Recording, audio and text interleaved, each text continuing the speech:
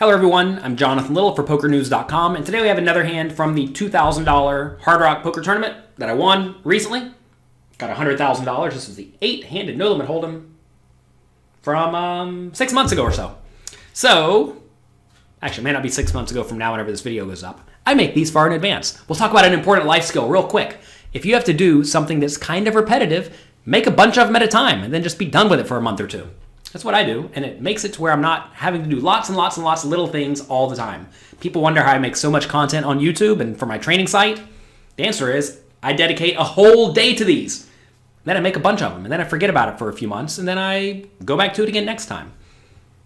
Helps me focus. You might want to give it a try if you have a lot of routine things that require a decent amount of preparation, because I have to go through. I have to find the hands, I have to write up the hands, I have to make the hands, I have to make the videos. It takes time.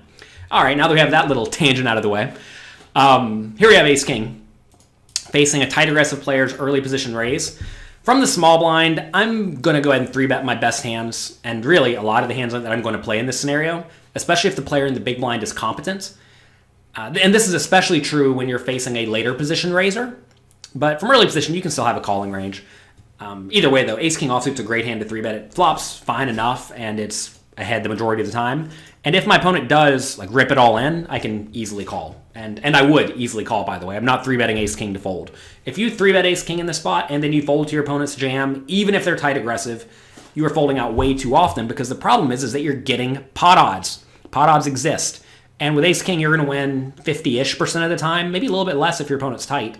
But you only need to win whatever it is, 40% of the time or so. Because think about it, right? We have to put in 40 more into a pot that'll be 100. So we need to win 40 divided by 100, which is 40%. And Ace-King is basically always going to win more than 40% of the time, unless your opponent's just a super nit. So anyway, this is a spot where I would call if he shoved. And when he does call, he's going to be behind the majority of the time, or he's going to have some sort of a pair. All right, we get a great flop. Ace-8-5, really only losing to pocket 8s and pocket 5s. Ace-8 and Ace-5 suited often will just fold pre-flop at this stack depth, unless the opponent's a bit of a calling station, but those are unlikely to. So we're going to bet. We want to be betting this flop small and frequently. I discussed this situation at pokercoaching.com. Go there, get your free trial, go through the quizzes, and you will see this scenario occur over and over and over again, and the right play is to be betting small with my whole range. So we're going to be betting small here. We bet 1/3 pot. I could even get behind betting like 25% pot. I think as people become more accustomed to seeing the small bets, I think that might actually become the ideal play against generic opponents, to bet smaller. But like in this scenario, I want to get value. I mean, so this is incredibly exploitative. But I may actually be betting smaller here with my garbage and slightly bigger with my nuts, because I really do want to be able to get all my money in the pot by the river, and we need to make a small flop plus small turn bet if we want to do that. So I don't think it's mandatory to bet really small in this scenario yet, but as people get better and better, you're probably just going to want to bet small with everything across the board. So I bet 7K and he calls. This is a scenario where the opponent's going to call very frequently. He should, right? He has to put in 7 to win a total of 35. So he needs to realize 20% equity in position. It's kind of hard to not realize 20% equity in position, right? And like say he does have a hand like Queen Jack of diamonds, he should call. It's unfortunate, you don't like it, but you do need to stick around in this scenario. If you have an ace, you don't need to raise. If you have a set, you don't need to raise. By just calling with your whole range in the spot, you make it to where I cannot just mindlessly barrel you. Because imagine if my opponent always raises with an ace and better made hands, which some people do, then when he calls, it means he has worse than an ace. And if he has worse than an ace, is he really going to call my turn plus river bet? I mean, probably not, right? So I definitely like the idea of my opponent calling with their entire continuing range, which should be a lot of their hands. Turns to Queen of Diamonds. And now, I mentioned how I needed to make a small turn bet to get all the money, and I suppose that's not necessarily true, because if I just check the turn, I can jam the river for pot. The problem, though, is that when my opponent calls my small flop bet, they often have a wide range, right? So if they have a wide range, because they're competent, we're playing a $2,000 tournament, there's like no satellites into this event, so I have to presume the opponent's competent enough. When they do call that small flop bet, they're going to have a lot of junky hands. And a lot of those junky hands just improve to a pair or a junky draw. And if you have a junky draw, or even a reasonable draw, my opponent's probably going to bet with it. The only time my opponent's not going to bet is when he has exactly a hand like king, queen, or queen, jack, or queen, 10, in which case it's going to go check, check. But notice if I bet turn and bet river, I'm not going to get paid, right? The opponent's going to fold on the river, presumably. Even if I just rip it in on the turn, my opponent's probably going to fold because I'm really only jamming the turn with my good made hands and my draws myself, so queen's in marginal shape. So to get value from that, I think I need to check. And if my opponent does have an ace, I'm going to stack him anyway. So in this scenario, I think the best play is to check, knowing that I'm just never folding in this scenario on any river. So I check. Opponent now bets 9,500.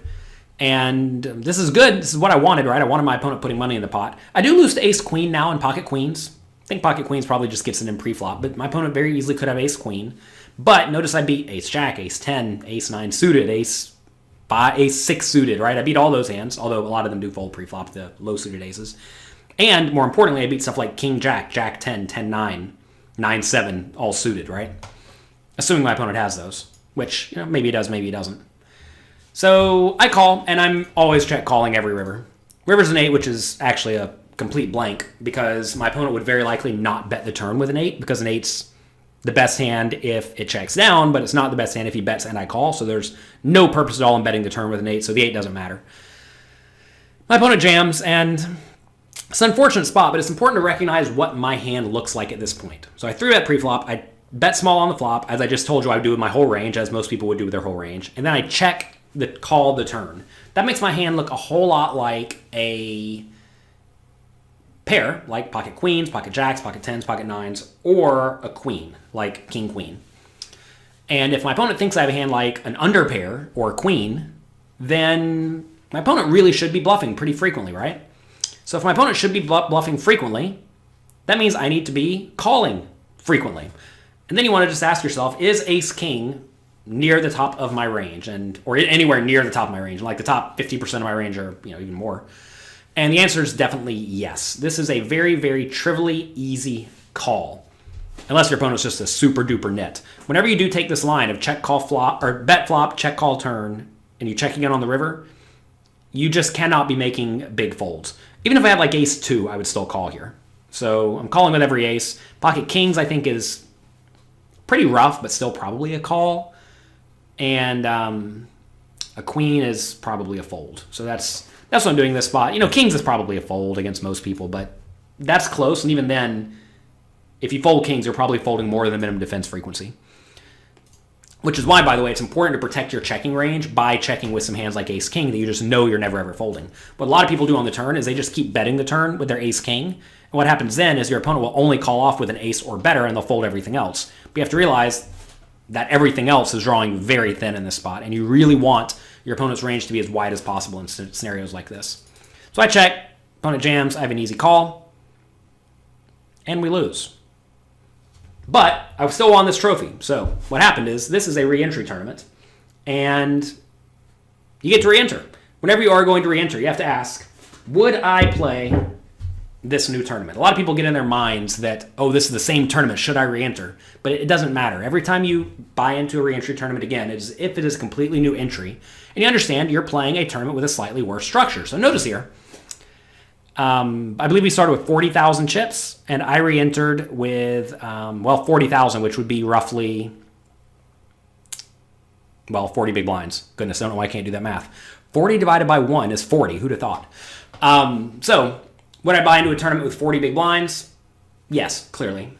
If the rake in your tournament is particularly high and you're buying in with a shallow stack, you may not want to re-enter. If you're particularly bad at shallow stacked poker, well, you should probably study, but if you're not going to study, you should probably not re-enter. But understand that there is no idea of, I have to take 6th place to get my money back or anything like that. That is irrelevant. You must think of each tournament as an individual entry, and if it is profitable to play, you should play. And if it's not, well, you should not. I actually have a video on YouTube explaining re-entry strategy. I'm sure if you just go to youtube.com/pokercoaching and type in re-entry or Jonathan Little re-entry tournaments, it'll come right up. And I give a lot of mindset issue, or like information pertaining to the mindset issues of re-entry tournaments, and explain when you should re-enter, when you shouldn't, etc., etc. So anyway, we busted, we re-entered, and it went well after that. So that's going to be it for today. Thank you very much for watching this video. If you enjoyed it, click like and click subscribe. And if you have any questions, feel free to ask me on Twitter at Jonathan Little or in the comment section on YouTube. I am more than happy to help you become the best poker player you can be. So thanks a lot for watching. Good luck in your games, and I will talk to you next time.